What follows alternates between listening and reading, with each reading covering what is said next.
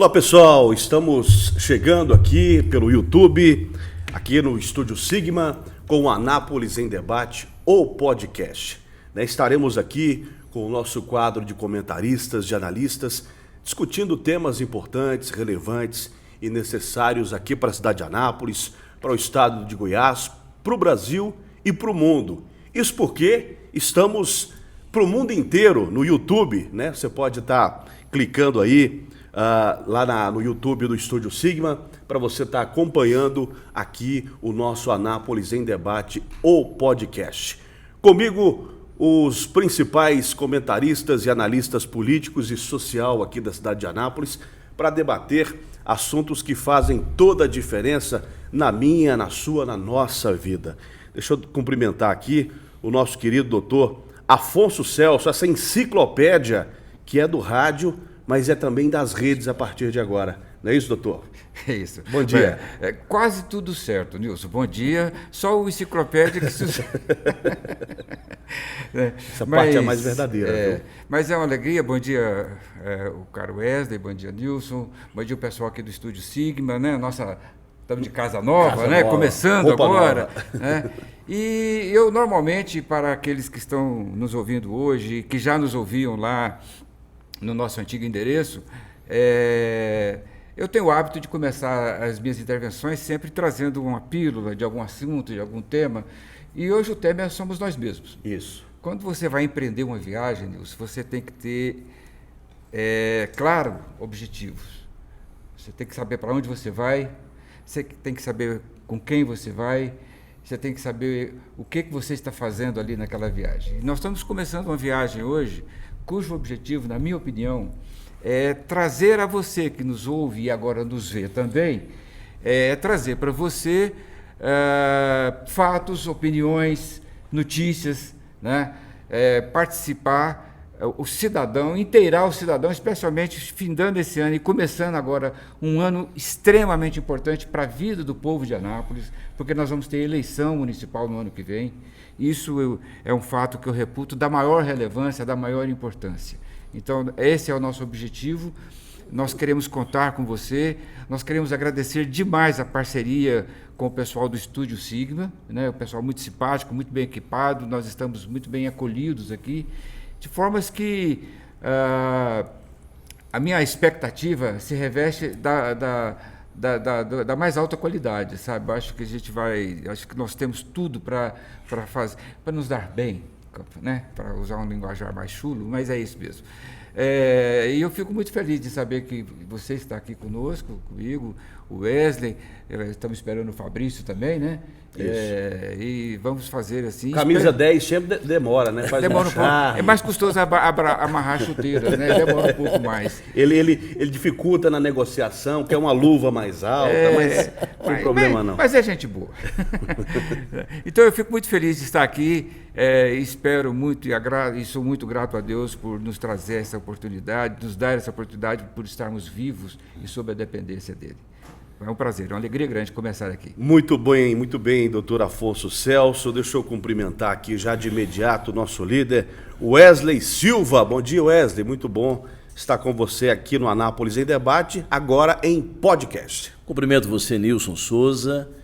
Grave esse nome, hein? Guarda aí, Nilson Souza. É um bom nome, né? Bom nome. É com Y ou com I? É com I? Nilson Souza. Nilson Souza. Nilson Souza. Muito bom. Guarda esse nome aí, né? Nome importante.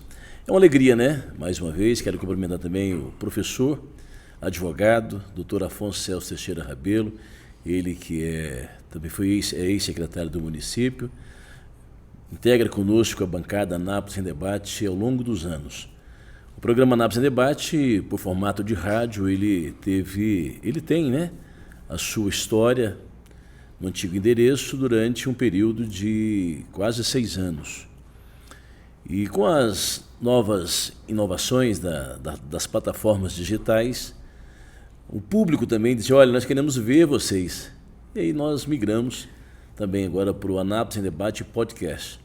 E aí eu quero agradecer o Sigma, né, que nos acolhe muito bem, esse pessoal que tem, de fato, feito um trabalho importante, né, um conhecimento valoroso que eles têm The Boy tá aí, esse que é um camarada conhecido da cidade, amigo da cidade. Fera. O Lucas também, a Leidiane, então é um prazer estar aqui. Só craque aqui. E falar um pouco da nossa cidade, né? Falar um pouco daquilo que foi notícia durante a semana. O Anápolis em Debate, para você que nos vê, né? Você que é telespectador, o Anápolis em Debate ele tem por pauta o resumo da semana. Aquilo que foi notícia, aquilo que foi destaque durante a semana, a gente traz no sábado. Para você que não teve tempo, né, de estar ouvindo. Aquilo também que está para acontecer, né? Aquilo também que pode estar para acontecer. E nós temos o lema.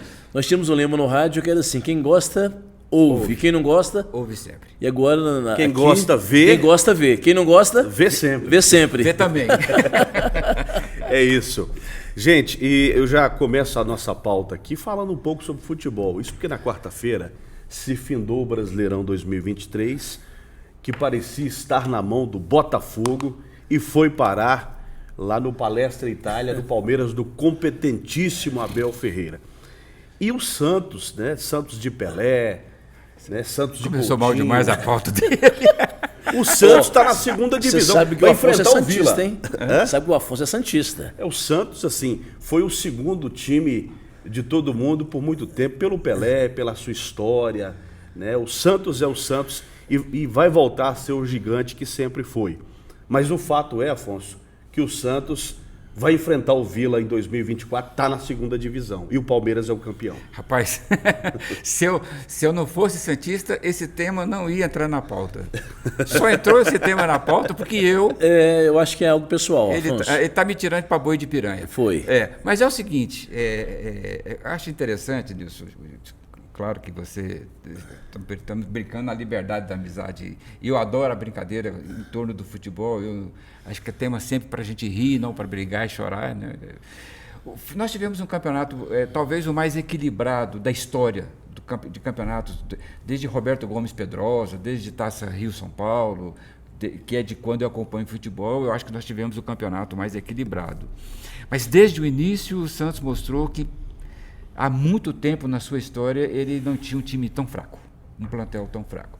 Traduz algumas coisas isso, né? Tirando um pouco assim do assunto do Santos especificamente, tira o seguinte: a grande sanha que está acontecendo aí no nosso futebol hoje é a questão da administração, né? Há times, grandes times, por exemplo, você pega um Esporte Clube Corinthians Paulista que deve mais de R$1 bilhão, né? O próprio Santos, por mais que esse Rueda tenha pago dívidas, o Santos é um time pequeno. O time do Santos, Santos é uma cidade do tamanho de Anápolis. É como se fosse a Anapolina naquele lugar lá, o Anápolis naquele lugar lá, né? O Santos é um time pequeno de uma cidade pequena nesse nível, né? Não, um time grande de uma cidade pequena. Não, é pequeno que eu falo assim. Ele tem uma história muito grande, mas é um time pequeno. É um time que não é um time rico como o Flamengo. Veja você, o Flamengo está com R$200 milhões para investir para formar um time para esse ano.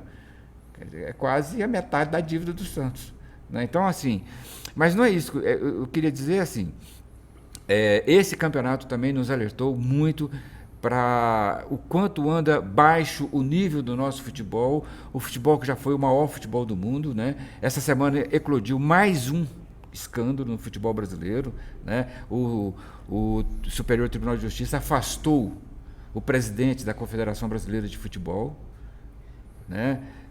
Por questões administrativas e tudo. Então, assim, o futebol, a alegria do povo, como se dizia antigamente, aquele futebol lúdico, mítico, esse futebol está um pouco na gaveta. Hoje nós temos o futebol de resultados, é o futebol das SAFs, é esse futebol. E quem tiver competência vai viver. Quem não tiver competência vai para a segunda, vai para a terceira, vai para a quarta e vai subir. E o Palmeiras campeão? Competência pura, mereceu? Eu sou obrigado a reconhecer, o Palmeiras é o maior campeão do futebol brasileiro, né? Não só no tempo da academia, né? De Leão, Eurico, Baldock, Zeca, Alfredo e Zeca, Dudu e Ademir da Guia, Edu, Leivinha, César Maluco e Pio. Esse time ganhou o que quis. E depois teve o grande Palmeiras de Rivaldo, de Roberto Carlos, do próprio Edmundo, que foi dirigido pelo Vanderlei Luxemburgo. Quer dizer, o Palmeiras é história, não tem nada de anormal. Aliás, pelo contrário, deu a lógica. Não só pelo atual momento do Palmeiras, que é um grande momento, o Palmeiras vive um grande momento, mas pela história. O Palmeiras tem história para contar e tem garrafa para vender, né? Então, assim, é difícil ter que admitir isso, mas deu a lógica. O Palmeiras é hoje o melhor time do futebol brasileiro, melhor dirigido. Sim. Dentro e fora de campo, o técnico deles é excelente, um excelente técnico. E um excelente presidente, né? A Leila Pereira, que vem quebrando paradigmas no futebol como uma mulher à frente de um clube, uma mulher milionária, mas uma mulher com liderança e com competência. Uma mulher empoderada, ela ela e o marido, né, são bilionários. Né, dono da Crefisa. Inclusive, se a Crefisa quiser nos patrocinar aqui, Leila, não tem objeção nenhuma da nossa parte. Viemos todos de camisa verdinha. Um comentário aí, Wesley, no futebol. A grande surpresa para mim foi o Botafogo não ser campeão. Acho que para todos nós, né, o Botafogo não ser campeão foi uma surpresa. Primeiro porque ele dominou o campeonato. Ele fez belíssimas as apresentações, vitórias memoráveis durante esse campeonato. Vitórias que imagináveis, né? E assim, com um elenco, né, como nunca, como antes, não como nunca, mas como antes não tinha visto. Já teve muito bons elencos no Botafogo, é claro, o Botafogo de Garrincha, né? Mas o Botafogo, ele do meio para o final se perdeu. Como do meio para o final se ganha, o Botafogo do meio para o final se perdeu. Porque sempre a gente fala assim, Celso, não, do meio para o final ele reabilitou e conseguiu e ganhou. Não é assim que a gente fala? O Botafogo do meio para o final... Desinvestou. Lá no interior nós falamos assim. Desinvestou. Desinvestou. Ele, na verdade, desinvestou, essa é a palavra. Você sabe por quê, Nilson? Porque jamais ninguém imaginaria que o Botafogo não seria campeão. Você sabe por quê? Ele chegou a ter 13. Eram 14 pontos de diferença. 14 pontos. Praticamente 5 vitórias de diferença, porque uma vitória são 3 pontos, que seria 15. Era muito difícil perder o título. O Botafogo fez uma façanha. Fez. Talvez isso não aconteça mais. Que lhe é próprio. O Botafogo é o time das façanhas. O Botafogo, não por acaso, é o time brasileiro que na história mais forneceu, mais serviu jogadores da seleção brasileira, contando toda a história do futebol brasileiro. É esse Botafogo de Heleno de Freitas, de Zizinho, de Marechal Hermes, Mané Garrincha, de Mané Garrincha, Túlio Maravilha. É esse Botafogo Donizete, Pantera, que conseguiu aprontar essa prosopopeia toda aí, né? Porque então a grande surpresa para mim, na minha opinião, é o Botafogo não ter sido campeão. Concordo. Mas o Palmeiras campeão, surpresa? Não é surpresa, é um time, igual foi dito pelo Nilson, do competentíssimo, né? Abel Ferreira. Então, é aquela história. Se me der uma chance, eu vou chegar. E aconteceu, o Palmeiras deu chance, o Flamengo teve chance, não conseguiu chegar. O Atlético Mineiro deu uma reação, o Grêmio também teve uma reação, mas o Flamengo também talvez seria o time. Ele e o Bragantino. Talvez que teria mais chance ali depois do Botafogo. O Palmeiras veio e conseguiu. Então, Palmeiras. Parabéns para o Palmeiras. Eu estava achando interessante também essa questão do Botafogo e do próprio Bragantino, que você lembra bem. É porque são hoje o Bragantino é um clube empresa. Né? Uma SAF. É uma SAF da Red Bull. Enfim, isso. Uma empresa poderosíssima no mundo inteiro. Mas o Botafogo também é. Sim, é por isso que eu falo que seria a primeira vitória de um time nesse nível, o primeiro campeonato nesse nível de administração. Porque o Palmeiras, conquanto muito poderoso, ele se organiza ainda na forma antiga, com diretoria e tal. Ainda não é uma SAF. O Palmeiras ainda não é a SAF e ainda não é um time patrocinado unicamente por um staff. O Palmeiras ainda é no modelo antigo, é uma presidente, um conselho deliberativo, enfim. Mas se você fosse analisar, Nilson, o torcedor do Botafogo fosse analisar, ele poderia ter um pé atrás com o time do Botafogo. Porque o atacante chama Tiquinho. Será que o Botafogo seria campeão com o Tiquinho?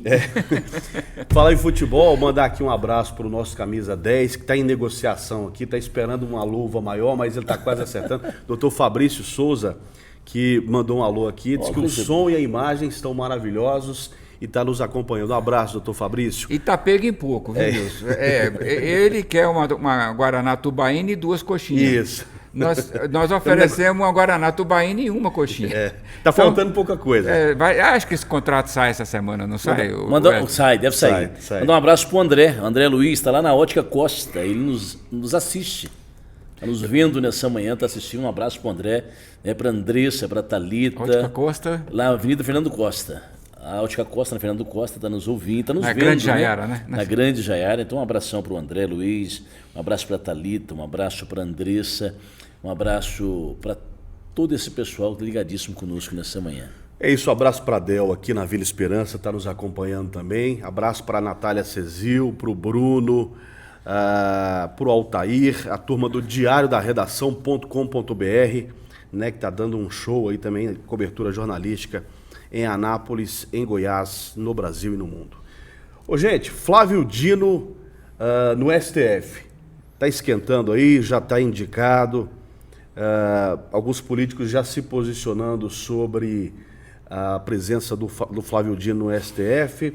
Está tudo certo? Vai passar o Dino lá pelo Senado, pelos colegas do Senado, ele que é senador, ou vai ter um pouco de dificuldade, visto que os senadores da direita estão ameaçando aí fazer uma campanha Dino não?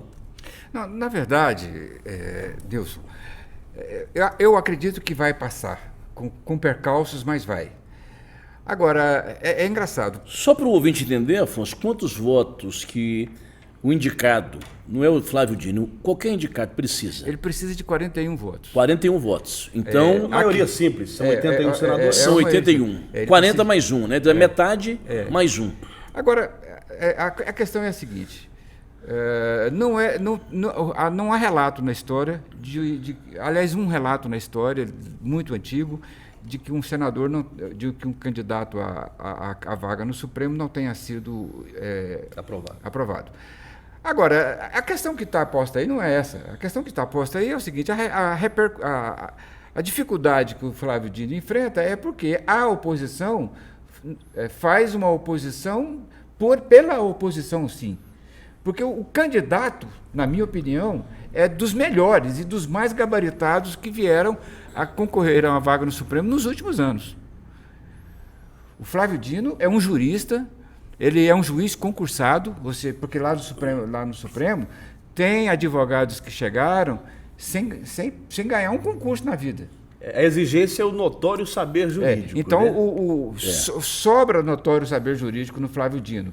A dificuldade que tem é porque, como ministro da Justiça, ele andou testando, e como ele tem uma verve muito eloquente, domina muito o sistema legal brasileiro, domina muito o sistema administrativo, porque foi governador do estado do Maranhão por 2 vezes eleito, né? Domina muito a questão jurídica.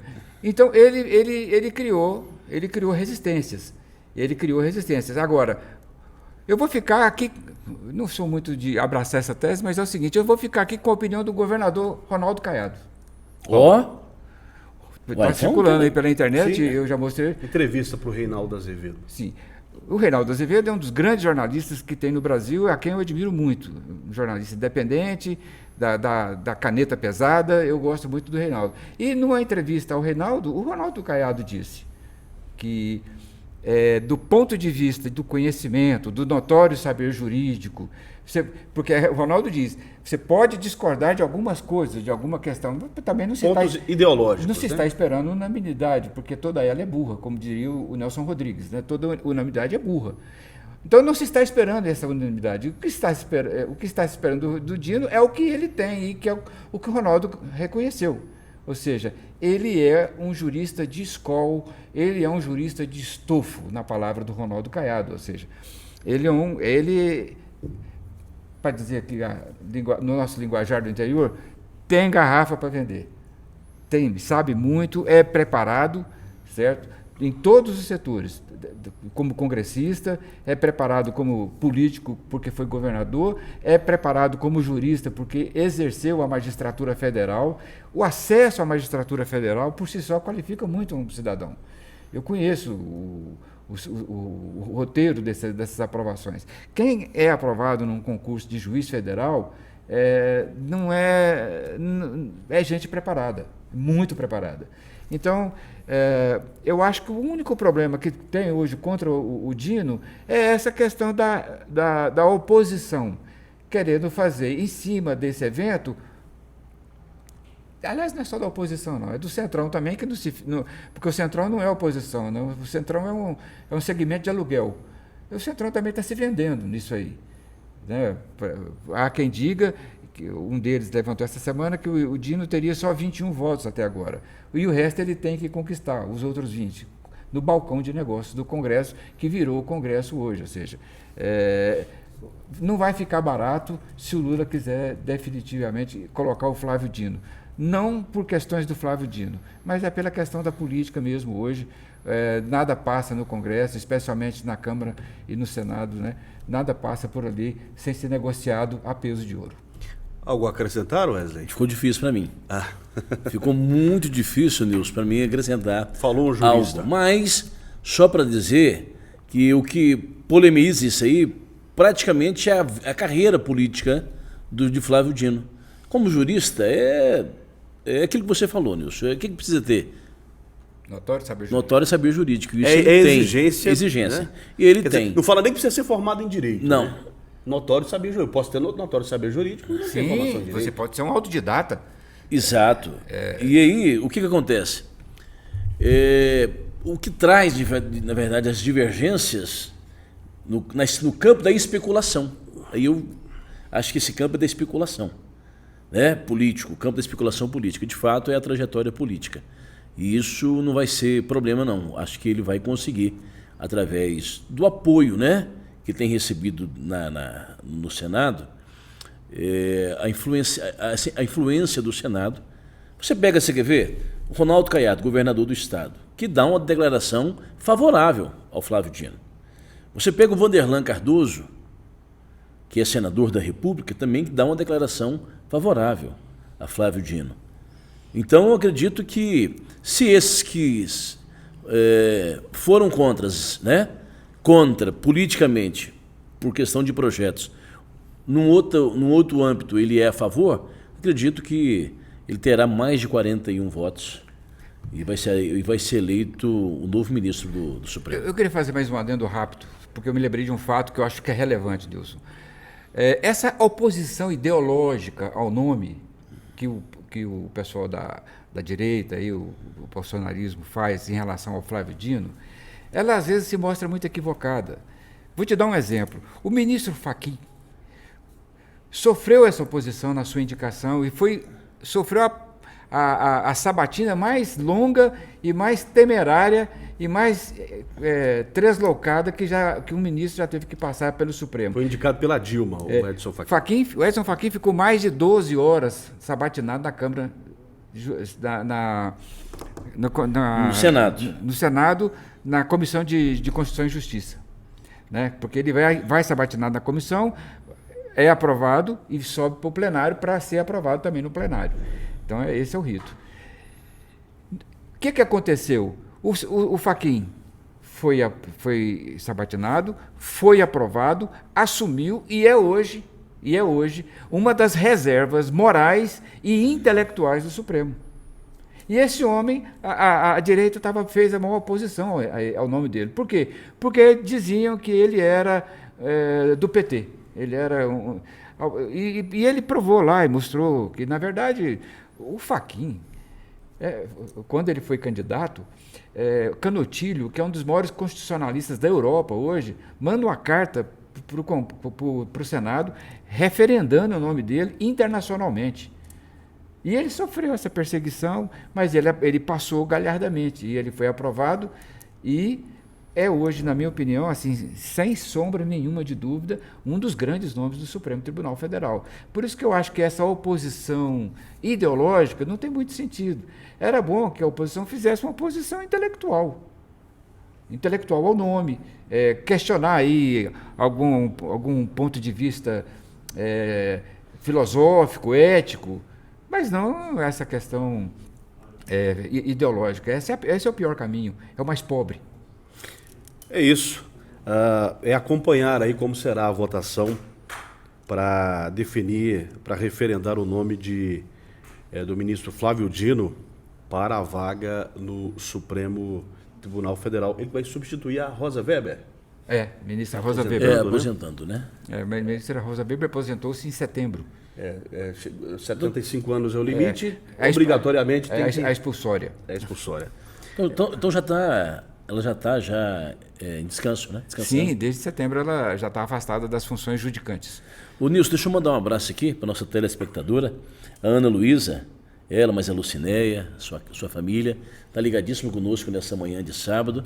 A Ana Luísa deve ter uns de 8 a 10 anos e está nos acompanhando. Né? Muito obrigado, né, Ana Luísa, muito obrigado à sua mãe, à sua família, por estar nos dando a honra da sua audiência.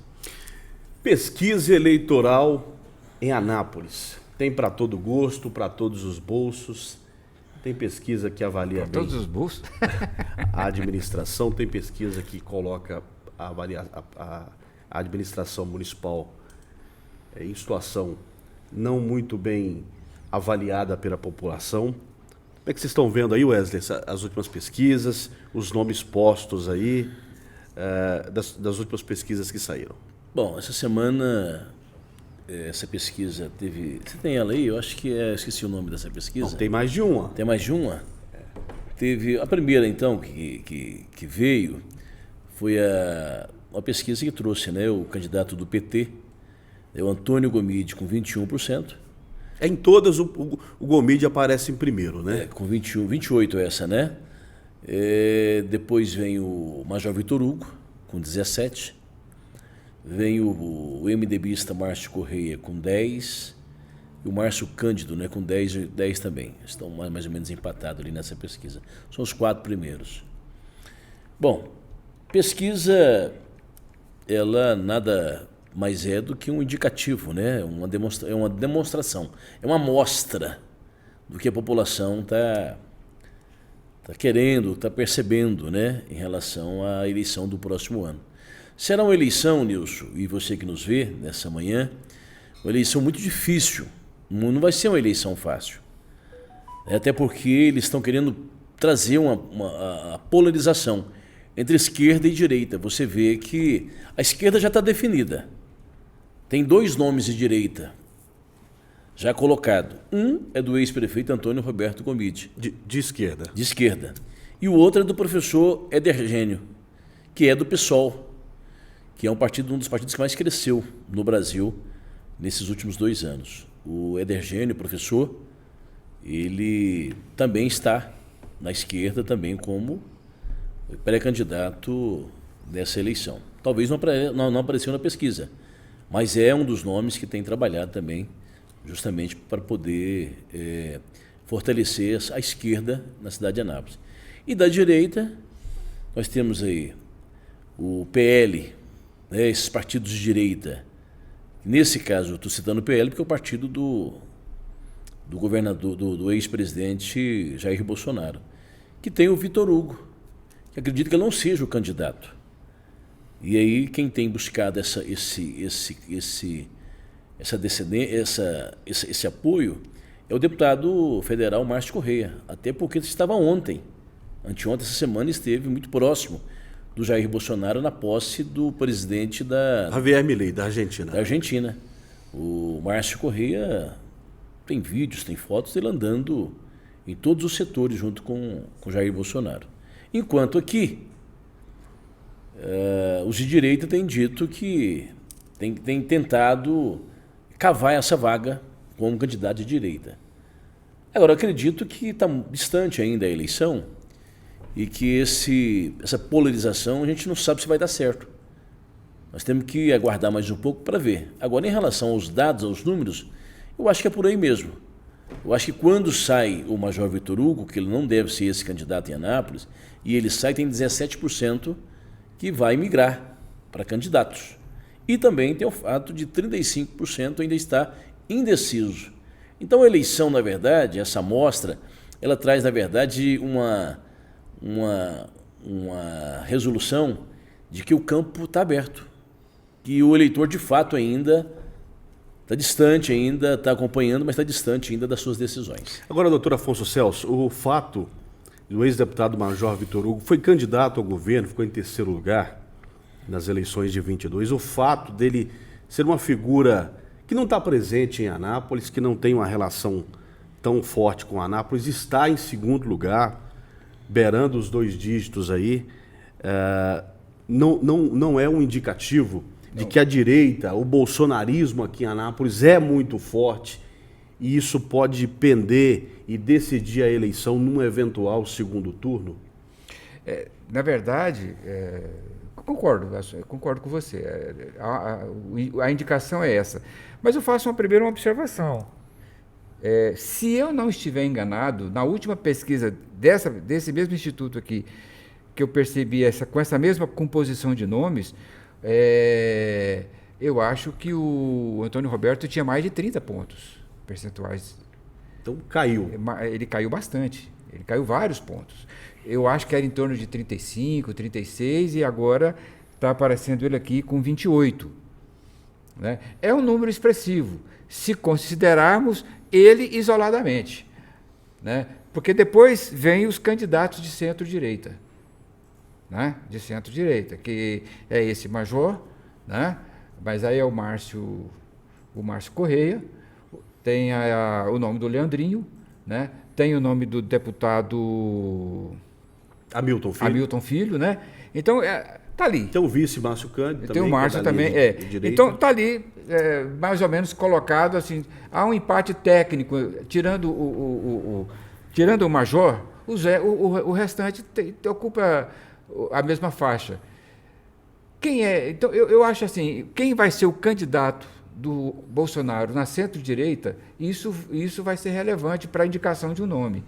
Né? Agora, veja você, como é que ele vai fazer? Qual é o parâmetro? Ele vai indicar, ele já levantou a mão do Major, mas ele anda com o Márcio Correia, se deixa, como nessa viagem agora, se deixa ser fotografado. Né? Eu acho que ele está acenando para todos esses candidatos. Ele está acenando com um silêncio, às vezes, obsequioso. O senhor acha que o Bolsonaro está sendo uma espécie de... Como o Marconi faz em Goiás, abençoa todo mundo? Abençoa todo mundo. Abençoa todo mundo, dá um canivetinho para cada um e fala assim, agora vocês vão lá. Quem chegar vivo aqui de volta com canivetinho é meu candidato. Eu acho que é o que está acontecendo. É o que vai acontecer. Tranquilo. Porque eu acho que o Marconi não vai vincar em Anápolis. Marconi, desculpe. Falou Marconi, ficou na cabeça. Bolsonaro. Eu acho que o Bolsonaro não vai vir aqui em Anápolis e nesse meio que está aí, com tanto voto, porque, veja bem, tirando o fato do Antônio Roberto Gomide estar muito bem colocado em primeiro lugar, por si só, não é menos verdade que a centro-direita dobra os votos do Gomide com tranquilidade. Então, se fosse não, a centro-direita vai ter um candidato em Anápolis. Esse nome vai aparecer, esse nome virá no segundo turno. Porque Anápolis, de novo, vai ter segundo turno, não tenho dúvida disso. A menos que surja um fato absolutamente exponencial e inesperado, nós vamos ter segundo turno em Anápolis. Né? Aí sim, nesse segundo turno em Anápolis, vai aparecer o candidato do Bolsonaro. Não acredito, acho difícil que ele faça isso agora. Por quê? Porque ele estaria dizendo não para outros candidatos potencialmente fortes, consistentes, né? Leandrinho, o Márcio Correia, são candidatos consistentes, né? Que declaram abertamente o apoio ao Bolsonaro, estão na linha de apoio ao prefeito municipal Roberto. Então, enfim, por que eu vou... eles não precisam desse movimento agora no primeiro turno. Eles vão deixar acontecer a coisa, vai deixar... Quem deles chegar aqui com o canivetinho limpo vai ser o candidato. Wesley, e as declarações, tanto do governador quanto do vice Daniel Vilela, como é que você está vendo o posicionamento deles, né, até o momento, não deixando totalmente claro que vai apoiar esse ou aquele, o que já se era esperado, né? Eles vão analisar o cenário, as pesquisas, para colocar a mão num candidato. Como é que você está vendo essas declarações? Os candidatos em Anápolis, ou os pré-candidatos em Anápolis, principalmente os pré-candidatos que são da base governista, eles precisam tirar do governador Caiado e também do vice-governador Daniel Vilela a responsabilidade de escolha. Você sabe por quê? Eles têm mais 240 municípios para fazer essa escolha. 246 municípios. O que acontece, Nilson? Nesse caso, para cada município existe as suas questões domésticas, Afonso Celso. Aqui em Anápolis, as discussões domésticas é muito difícil, porque aqui você não consegue colocar a base do governador em uma sala, porque tem divergências. Tem divergências entre o MDB com o republicano, entre o PSD, né? PSD não, entre o União Brasil, né? Com o Podemos, enfim, Podemos não, o republicano. Então, se você pegar a base de governo que apoiou o Ronaldo Caiado e Daniel Vilela a ganhar as eleições em 2022, hoje ela está em Anápolis dividida, com mais de uma candidatura, mais de duas candidaturas. E aí o vice-governador, em entrevista à imprensa anapolina, ele disse: olha, eu e o governador Ronaldo Caiado estamos aliados. Nosso candidato vai ser um só. Então, como que vai ser feito? Se o republicano tem pré-candidato, se o PP tem pré-candidato, se o MDB tem pré-candidato, se o republicano tem pré-candidato, se o União Brasil tem pré-candidato, o recado foi dado, se organiza aí, porque o nosso candidato será o candidato que o governador indicar, que o governador decidir. Não quer dizer que outros também não poderão ser, mas terão dificuldade para ser candidato. O que nós estamos vendo aí é que a esquerda já tem seus nomes definidos, a base governista, elas vão ter de se sentar, como dizia o saudoso Dr. Mauriti Escobar, né? Vamos reunir, tirar o relógio do pulso, né? Comprar meio quilo de pão de queijo e sentar com a garrafa de café. Enquanto nós não decidirmos aqui, a gente não sai daqui de dentro. É o que vai acontecer. Nilson, você que nos vê nessa manhã, eles vão ter de sentar em uma sala e discutir exaustamente quem será o candidato que sairá com esse apoio. E nada mais justo do que os índices de pesquisa. Eu vou dizer para vocês porque isso aconteceu. Em 2006, na campanha para governo, o PMDB para governo teve 2 candidatos. Até chegar às prévias, até chegar à decisão da convenção. De um lado, Adib Elias era candidato a governo do Estado. Era um nome novo, um nome forte, né? Prefeito de Catalão, deputado estadual, influência nessa via aqui, na estrada de ferro. Era um homem com sangue na veia, estava querendo ser candidato a governo. E andando e percorreu o estado inteiro. E do outro lado, o ex-governador e também ex-senador Maguito Vilela. Então, eram 2 candidaturas colocadas. E todos 2 pedindo a benção do Íris. O Íris vai decidir quem é que vai ser o candidato.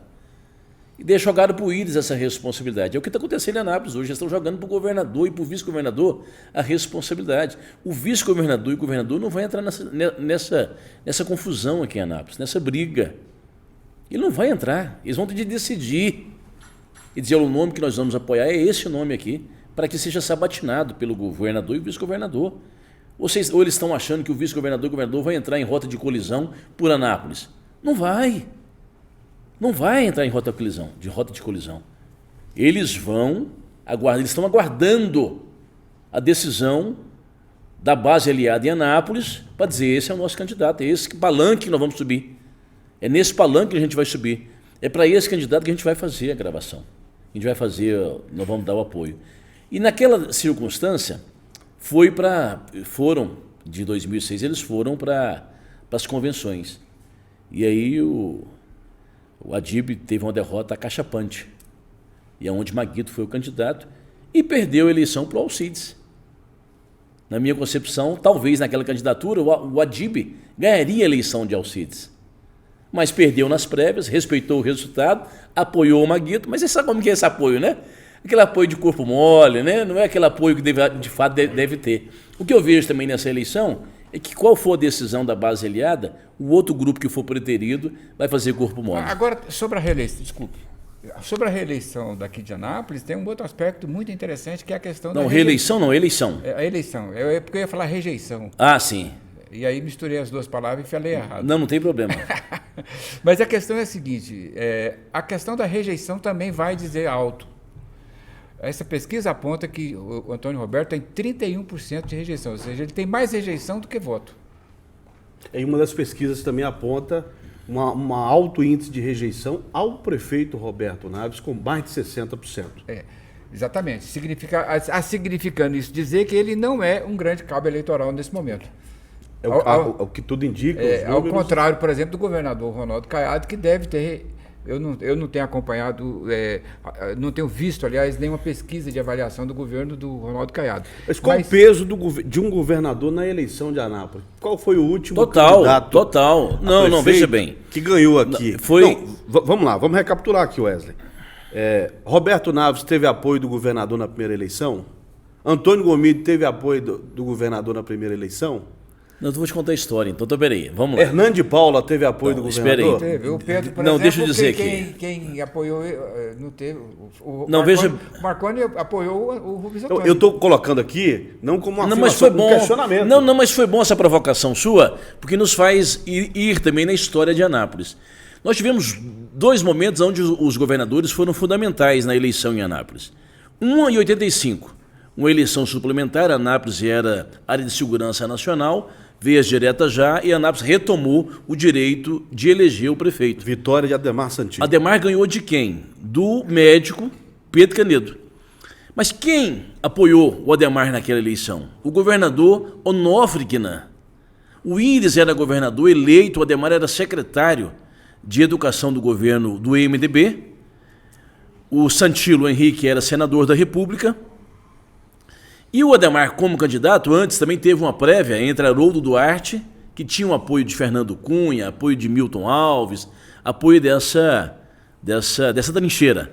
E o Ademar contava com o apoio de Onofre Quinan, da Câmara de Vereadores. Nessa época, a Câmara de Vereadores tinha 15 vereadores do MDB. Maxilane Gonzaga Jaime, Edivar Júnior, José Escobar, Valtim lá do Campo Limpo. Então era também uma força, o Valmir Basto. Então o Ademar tinha também essa força, mas era uma prévia ali, onde tinha 2 candidatos. Haroldo Duarte, muito bem avaliado, né?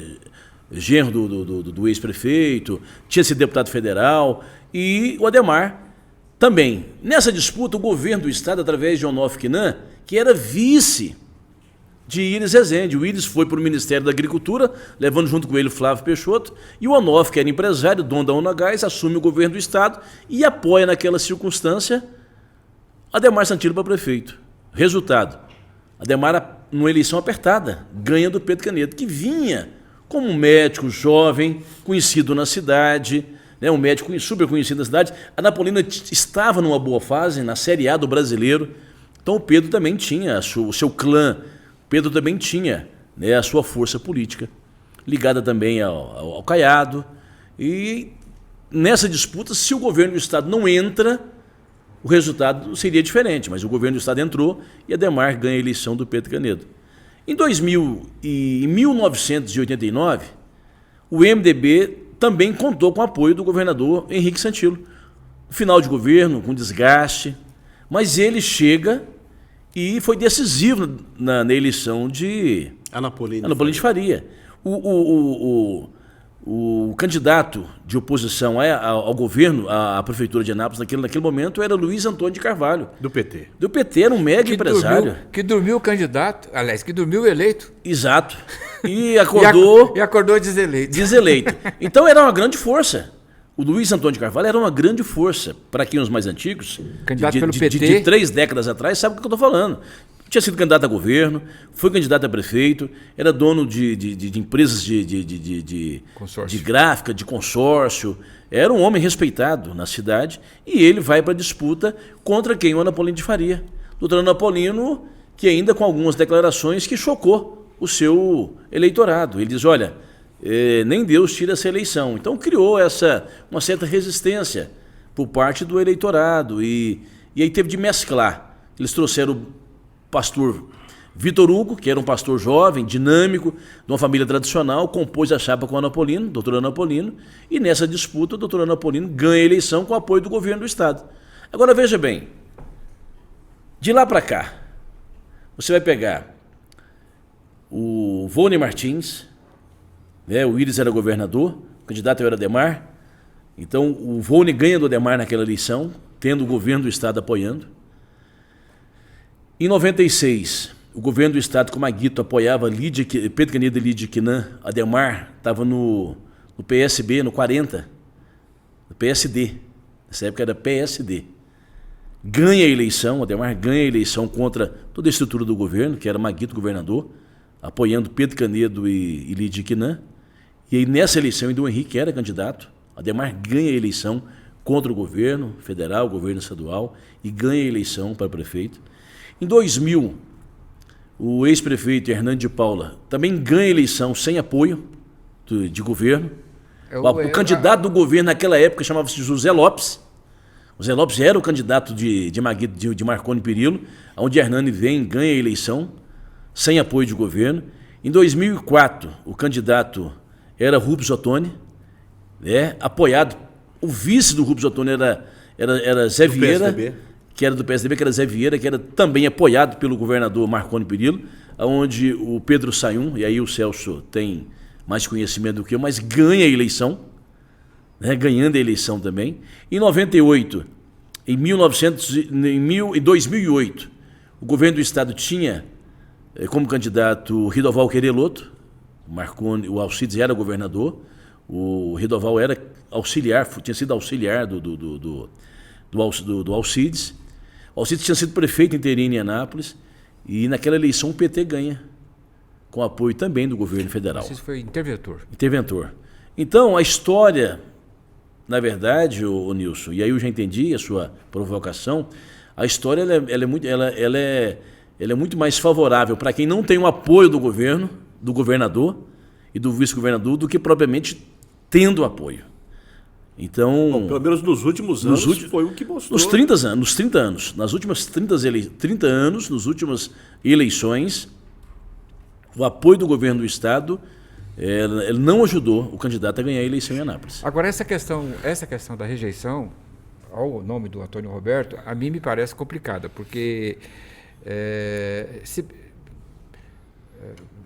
nós não podemos aquilatar como que vai estar o ambiente político, especialmente do governo federal, em meados do ano que vem, na época do período eleitoral. Isso vai influenciar muito, porque o discurso de rejeição, não ao Antônio Roberto, mas o discurso de rejeição ao PT ainda é muito alto. E esse discurso está me parecendo que vai influenciar muito na época. A rejeição nacional ao PT em Anápolis, ela já aparece nas pesquisas e tende a aparecer nas urnas. Ela já aparece nas pesquisas, porque eu não me lembro de que o Antônio Roberto tenha tido rejeição tão alta. Pelo contrário, o Antônio Roberto já foi eleito em Anápolis com mais de 90% de votos. Não é? Então, assim, o que aconteceu? Onde é que estão esses votos? Né? Esses votos fluíram, ou escorreram, ou escoaram, né? Esses votos escoaram nos embates da política nacional, não na política local. Porque na política local, o governo do Antônio Roberto Gomide não é tão mal avaliado. Mas eu acho que a influência negativa que tem muito hoje é por conta da rejeição nacional ao Partido dos Trabalhadores. É claro que se o governo federal contorna essas crises maiores e chega no ano que vem em condições de melhor avaliação do que está hoje, né? Hoje o Lula é tão mal avaliado quanto bem avaliado. Está muito equilibrado. O Datafolha de hoje serve de mostragem. Ele traz aqui, a pesquisa Datafolha revela que 40% dos brasileiros não confiam no presidente Lula. Deixa eu dar os dados aqui para o telespectador. As repercussões econômicas e o peso do déficit nas contas públicas são fatores preponderantes que contribuem para a desconfiança expressiva da grande parte dos brasileiros em relação às declarações do presidente. Quem está dizendo isso foi Charles Nogueira, ele que é do Datafolha, então ele traz esses dados, essa amostragem. Segundo a pesquisa, 40% dos brasileiros afirmam nunca confiar nas declarações de Lula, enquanto 35% acredita ociosamente e apenas 24% confia consideravelmente. Então 35% ele é ocioso, 24% confia, aí pode dar o que der, eles estão confiando, né? E eu acho que esse retrato reflete muito no que o Afonso está dizendo. Eu acho que essa rejeição do governo Lula, ele vai se refletir nas eleições municipais. Porque se você tem, aí nós já vivemos isso, e é importante para os mais jovens que nos assistem hoje pelo Anápolis em Debate em podcast, é para que eles saibam. Quando o Lula ganhou a eleição em 2002, 2006, que estava naquela efervescência, né, do governo, e tinha de fato uma simpatia muito grande da população, eles elegeram as bancadas de deputados estaduais, vereadores, senadores, sempre foram maioria por parte do governo do PT. Prefeituras, o Haddad foi prefeito de São Paulo com a força do PT, a força do Lula em São Paulo. E outros governadores, outros senadores.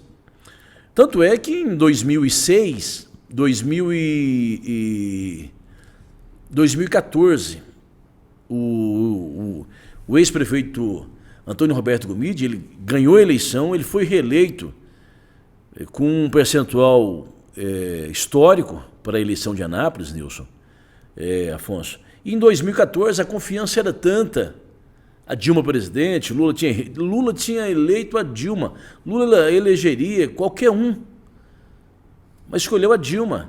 O sucessor do Lula ali seria Zé Dirceu, se não acontece com ele o fato do mensalão. Mas seria o presidente da República, já tudo desenhado por ele, pela esquerda. Mas veio a Dilma ganha a eleição, né? Em ganhar a eleição, em 2014, o Antônio Gomide deixa a prefeitura de Anápolis e confiando, existia uma confiança de que poderia ser o governador do estado naquela eleição. O sentimento deles, acredito que seja o mesmo. O Lula na presidência, vamos ganhar a eleição.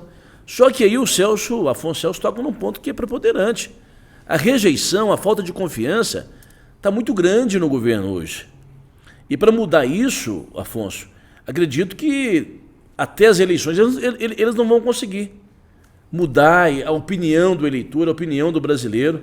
Hoje nós temos 40% da população, mais de 100 milhões de pessoas, 140 milhões de pessoas que não confia no governo. Agora, Wesley, o que o PT precisa entender em Anápolis é que os tempos são outros, né? De fato, a gestão do ex-prefeito Antônio Roberto Gomide foi uma gestão exitosa naquele momento, mas a rejeição ao Partido dos Trabalhadores nacionalmente e aqui na cidade de Anápolis é muito grande. O PT já não tem a força de outro momento. A própria reeleição do prefeito Roberto Naves mostrou isso, que não tinha o volume de obras que tem hoje, por exemplo, mesmo assim, ganhou do ex-prefeito Antônio Gomide. Então já era fruto do desgaste do PT aqui na cidade, das dificuldades que o PT enfrenta, que a esquerda enfrenta no Brasil como um todo. Nilson, você toca num assunto e eu queria saber também de você e também saber do Afonso, porque nós estamos em Goiânia, que é 40 quilômetros de Anápolis. Isso para você ver que não tem influência. Nesse caso, a candidata do PT lá, que é a Adriana Corse, é a primeira nas pesquisas e com rejeição menor, seguida por Vanderlan Cardoso, que é o segundo, na última pesquisa que foi feita lá.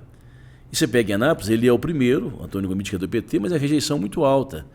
É 40 quilômetros de diferença, de distância. Mas eu acho que, desculpa, acho que aí é um fato que pode explicar isso, na minha opinião, e ele está nos números. Sim.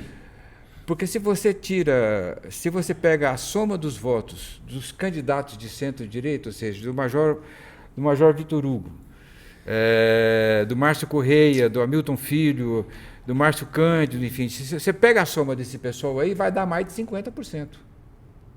De aprovação. De intenção de voto. Certo. né? Então, O senhor acredita que esses votos não migram para o Antônio Gomide num eventual não segundo acredito, turno? não acredito. Acredito que há uma tendência de como o aquecimento do período eleitoral, porque é muito simples. Há grandes nomes, há bons nomes. Grandes seria outra coisa, seria aquele imbatível, né? Do ponto de vista eleitoral que eu estou dizendo, eu não estou diminuindo nenhum deles. Estou dizendo que eleitoralmente são nomes que às vezes a pesquisa mostra que eles se equivalem. Por exemplo, Márcio Correia e Hamilton Filho, todas as últimas pesquisas que eu vi dão que eles têm em torno de 10%, um e outro. Quer dizer, equilibrado mesmo. Se o Major sai ou não, o Major ele segura hoje 17% de intenção de voto, né? Então, e são todos eles com o mesmo perfil ideológico. Até brinco, né? Já fiz uma brincadeira, porque todos eles esperam a bênção do Bolsonaro. E eu já brinquei aqui mais uma vez, eu acho que vai faltar Bolsonaro nessa eleição. Você sempre fala isso. Para dar tanta bênção, né? Mas eles esperam a bênção do Bolsonaro. Se ela vier, e provavelmente virá, ela não virá no primeiro turno, na minha opinião. Por quê? Porque o próprio Vitor Hugo não está definido a sua candidatura e muito menos o Bolsonaro afirmou o nome dele em público. E aí vem outros nomes que são consistentes, mas que igualmente esperam para o seu crescimento definitivo, porque não acredito que nenhum, isoladamente, por exemplo, o deputado federal Márcio Correia, não acredito que ele isoladamente com seus 10% vai fazer frente ao Antônio Roberto. É claro que ele espera, sendo candidato de um ponto de vista, de um nível ideológico que cerca o país hoje, aí sim ele ter a somatória dos votos de oposição ao Antônio Roberto. É o que cada um pensa. Já caminhando aqui para o final do nosso Anápolis em Debate, o podcast, Wesley Silva, mais algum assunto de destaque que faltou hoje aqui? Pode acrescentar. Pode acrescentar? Eu quero mandar primeiro um abraço aqui, né, pro ex-vereador José Escobar. Abraço, Escobar. Ele que está no Tocantins. Está dizendo, estou aqui no Tocantins acompanhando a programação. Parabéns. Obrigado, Escobar, né, pela sua audiência de tantas pessoas que já mandaram aqui, já se manifestaram. Bom, Deixa eu aproveitar, desculpe, é porque eu quero reforçar o seu abraço ao Escobar e prestar mais uma vez a minha solidariedade pessoal ao Escobar, que tem, ao longo desses anos, enfrentado uma dor terrível, que é a perda do Fábio, né, seu filho, e as notícias que vão chegando dão conta de que essa dor ainda vai doer mais. Bom, então eu quero deixar meu abraço e minha solidariedade ao Escobar, um homem com grande folha de serviço prestado à cidade de Anápolis. É isso. É isso, Wesley né? Silva. Agradecer, né, você que esteve conosco nessa manhã, você que esteve pela primeira vez conosco aqui no Anápolis em Debate Podcast. No próximo sábado, às 9h30, nós estaremos novamente aqui com o resumo da semana, discutindo assuntos que foram importantes, que foram relevantes durante a semana. Quero agradecer a você, doutor Afonso Celso Teixeira Rabelo, agradecer ao Nilson, né, que mesmo com uma irritação na pele, ele fez questão de vir, e dizer que o doutor Fabrício, ele está convocado para estar no próximo sábado aqui, para a gente poder discutir os assuntos Assinar que foram importantes. Assinar o contrato. Agradecer o Estúdio Sigma, né, na pessoa da Leidiane, na pessoa do Lucas, né, do The Boy, que são pessoas que fazem da imprensa um fato relevante na sociedade. Muito obrigado ao Sigma. Doutor Afonso. Eu quero agradecer muito a oportunidade, mais uma vez, agradeço a Deus, porque sem a misericórdia dele a gente não teria tido essa oportunidade. Quero agradecer o pessoal do estúdio, reacender a minha alegria de rever os amigos, né? A gente já estava assim, alguns dias fora. Já deu saudade. Alguns dias fora do ar, né? E ouso terminar a minha fala. Sim. Sim, não farei diferente. Invocando o maior comunicador do rádio anapolino, o Inho Jeremias. Tive o prazer de conhecer. Mandando a todos um abraço apertado para a mulherada e outro abraço para os homens frouxos. Nilson, quem gosta vê. E quem não gosta? Vê sempre. Quem não gosta, vê. Quem não gosta, vê sempre. Isso. Quem gosta, assiste. Quem não gosta, assiste também. Obrigado a você que nos acompanhou aqui no Anápolis em Debate, o podcast, nessa primeira edição, com muito para desenvolvermos, para aprendermos juntos aqui no programa. Obrigado ao Estúdio Sigma, com essa capacidade, todo esse potencial no áudio, no vídeo e na competência dos profissionais aqui na pessoa do Lucas e do Wender.